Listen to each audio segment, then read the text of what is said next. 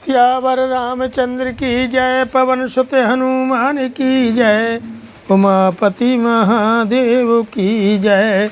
श्रीमद् वाल्मीकि रामायण उत्तरकांड अष्टमः सर्गः।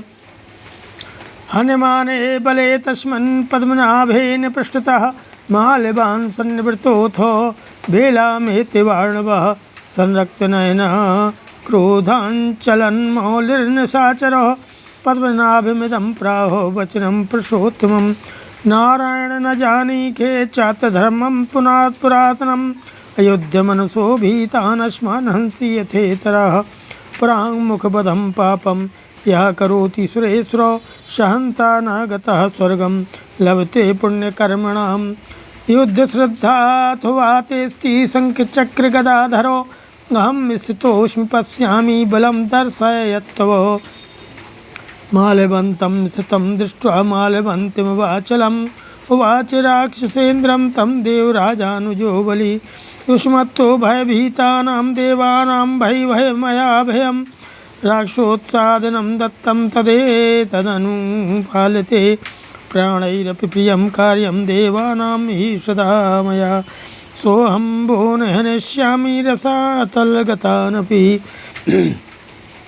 अगस्त्य जी कहते हैं कि हे रघुनंदन, पद्मनाभ भगवान विष्णु ने जब भागती हुई राक्षसों की सेना को पीछे की ओर से मारना आरंभ किया, तब माल्यवान लौट पड़ा, मानो महासागर अपनी तटभूमि तक जाकर निवृत्त हो गया हो।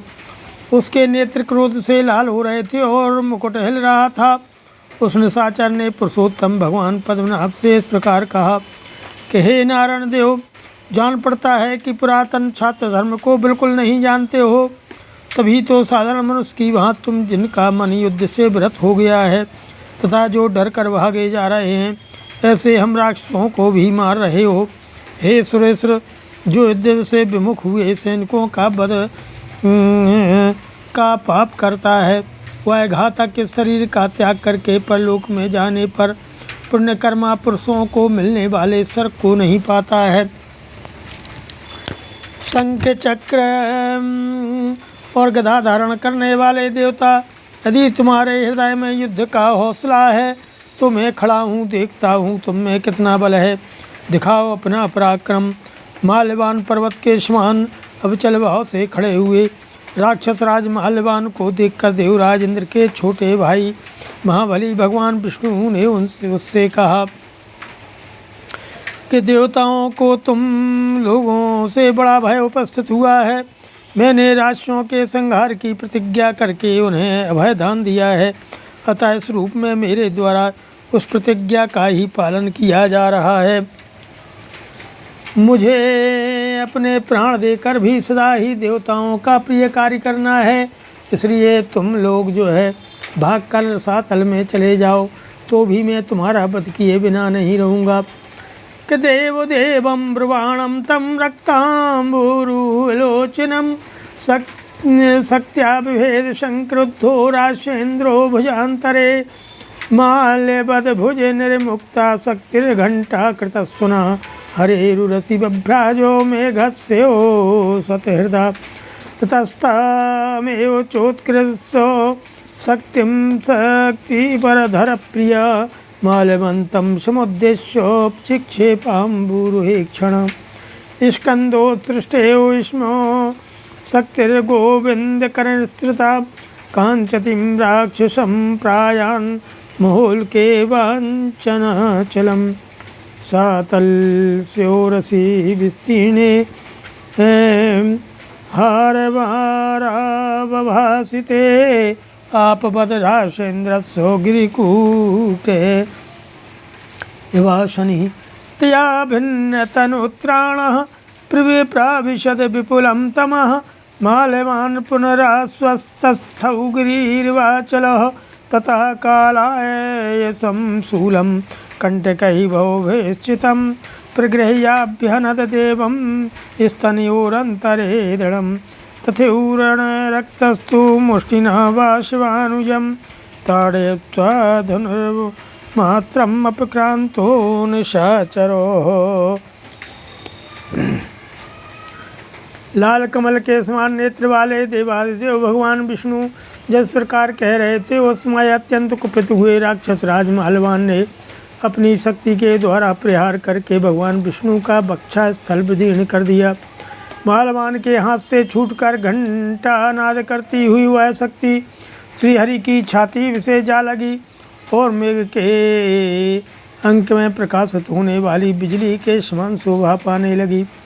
शक्तिधारी कार्तिकेय जिन्हें प्रिय हैं अथवा जो शक्तिधर स्कंद के प्रियतम हैं, उन भगवान कमलनयन विष्णु ने उसी शक्ति को अपनी छाती से खींचकर माल्यवान पर दे मारा। स्कंद की छोड़ी हुई शक्ति के समान गोविंद के हाथ से निकली ही वह शक्ति उस राक्षस को लक्ष्य करके चली, मानो अंजन गिरी पर कोई बड़ी भारी उसकी उल्का गिर रही हो। हारों के समूह से प्रकाशित होने वाले उस राक्षस राज के विशाल बक्षा स्थल पर वह शक्ति गिरी, मानो किसी पर्वत के शिखर पर वज्रपात हुआ हो। उससे मालवान का कवच कट गया तथा वह गहरी मूर्छा में डूब गया, किंतु थोड़ी ही देर में पुनः संभल करके मालवान पर्वत की भांति अविचल भाव से खड़ा हो गया। इसके बाद उसने काले लोहे के बने हुए और बहुसंख्यक कांटों से जड़े हुए शूल को हाथ में लेकर के भगवान की छाती पर गहरा आघात किया। इसी प्रकार वह युद्ध प्रेमी राक्षस भगवान विष्णु को मुक्के से मारकर एक धनुष पीछे हट गया। ततो अम्बरे महान शब्दः साधु साध्विति चोत्थितः आहत्य राक्षसो विष्णुं गरुणं चाप्यताड़यतो वैनतेयस्ततः क्रुद्ध्वा पक्षवातेन राक्षसं व्यपोहद बलवान् वायुः शुष्कपर्णचयं यथा द्विजेन्द्रपक्षवातेनोद्रावितं दृश्यपूर्वजं शुमाली स्वबलैः सार्धं लङ्कामभिमुखो ययौ पक्षवातदलोद्भूतो बाल्यवानपि राक्षसः स्वबलेन समागमो यौ लङ्कां धियावृतः। एवं ते राक्षसा रामहरिणा कमलेक्षणो बहुशः संयोगे भगना हतप्रवरनायका अशक्नदन्तस्ते विष्णुं पतियोद्धुं बलार्दितः त्यक्त्वा लङ्कां गता वस्तुं पातालं सह पत्न्यः शुमालनं समासाद्यो राक्षसं रघुषत्तमो इसता प्रख्यात वीर्यास्ते वंशे सालकटाङ्कटे शुमाली माल्यवान् माली ये च तेषां पुराशरः ये सर्वे ते महाभागा रावणादि बलवत्तराः। उस समय आकाश में राक्षसों का महान हर्षनाद गूंज उठा। वे एक साथ बोल उठे, बहुत अच्छा। भगवान विष्णु को घूंसा मारकर उस राक्षस ने गरुड़ पर भी प्रहार किया। यह देख करके वनितानंदन गरुड़ कुपित हो उठे और उन्होंने अपने पंखों की हवा से उस राक्षस को उसी तरह उड़ा दिया जैसे प्रबल आंधी सूखे पत्तों के ढेर को उड़ा देती है। अपने बड़े भाई को पक्षीराज के पंखों की हवा से उड़ा हुआ देख शुमाली अपने सैनिकों के साथ लंका की ओर चल दिया और गरुड़ के पंखों की हवा के बल से उड़ता हुआ राक्षस माल्यवान भी लज्जित होकर अपनी सेना से जा मिला और लंका की ओर चला गया। कमलनयन श्री राम इस प्रकार उन राक्षसों का भगवान विष्णु के साथ अनेक बार युद्ध हुआ और प्रत्येक संग्राम में प्रधान नायकों के मारे जाने पर उन सबको भागना पड़ा।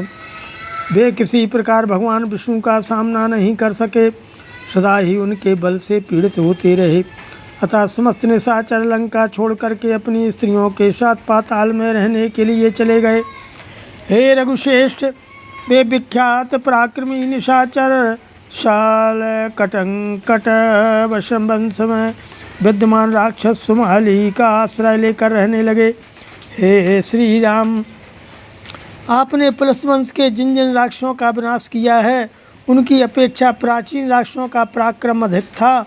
शुमाली, माल्यवान और माली तथा इनके आगे चलने वाले योद्धा ये सभी महाभाग निशाचर रावण से बढ़कर बलवान थे। न चान्यो राक्षसान् हन्तासुराश्रीन् देवकण्टकान् ऋते नारायणं देवं शङ्खचक्रगदाधरं भगवान नारायणो देवस्य चतुर्बाहुं सनातनः राशानन्तु प्रमुत्पन्नो यजयः प्रभुरव्ययः